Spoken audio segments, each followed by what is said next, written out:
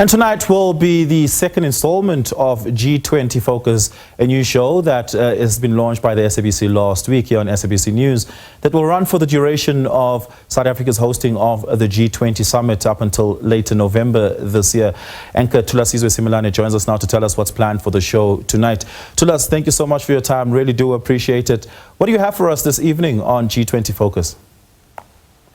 Good afternoon, Oliver. So today we focus on global economic reform, and we're simply posing the question, what is it and why does it matter?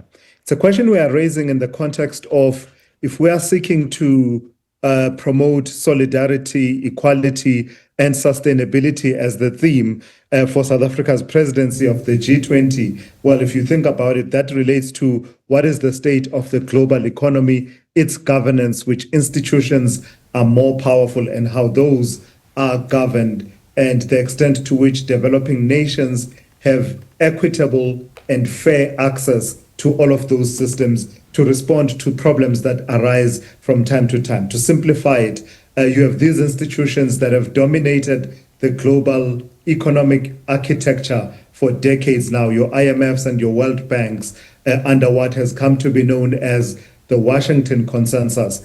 But with time, you've seen that there's been a growing discontent about suitability of some of their prescriptions to contexts such as the African continent, Latin America, and other developing countries.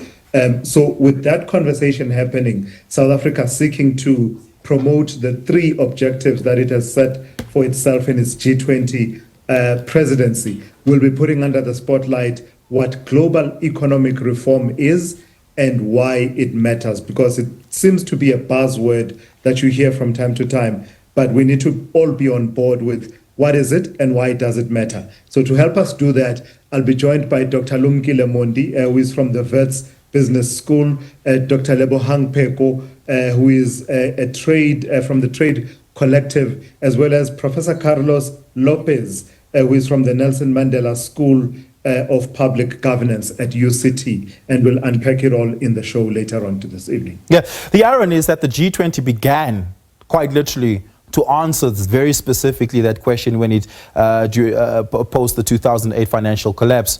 Very importantly, a gathering of governors, Reserve Bank governors, or Federal Reserve Bank governors, as well as finance ministers, to answer the big question. And it was the 20 biggest economies of the world. Of course, we know the expansion of the G20 now includes, of course, the African Union as a representative of the African continent and its participation thereof. And the question around, and you rightly frame it, the Bretton Woods institutions like the IMF, the World Trade Organization, and the World Bank has been controversial, largely because it says that they do not understand the African risk and the political risk of African and global South nation states in a way that allows them to participate in the global economy meaningfully. That is to say, the loans we get come with these heavy structural reform burdens that African nation states just can't, make sense of or get a grip over in turning our economic fortunes around. How much of what the G20's mandate and gathering is as a multilateral body can answer that question truly?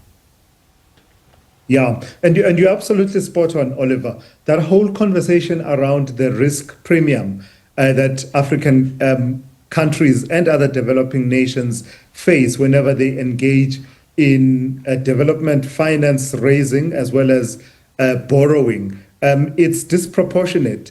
In the sense that, I've seen a study that talks about the risk of default is actually lower among African countries, as a matter of fact, but the risk perception is higher for those institutions that, lead the conversation around access to developmental financing as well as those loans. So a platform like the G20, bringing together as it does the key decision makers and leaders in 19 countries plus 2 economic blocks where these decisions are made, really. It becomes an important platform because, remember, the G20 is consensus-based, and it's not an organization in the sense of an international organization with a secretariat and an entire bureaucracy, but it's almost like a coalition of the willing. in that the conversation taken, just really a large think tank, really.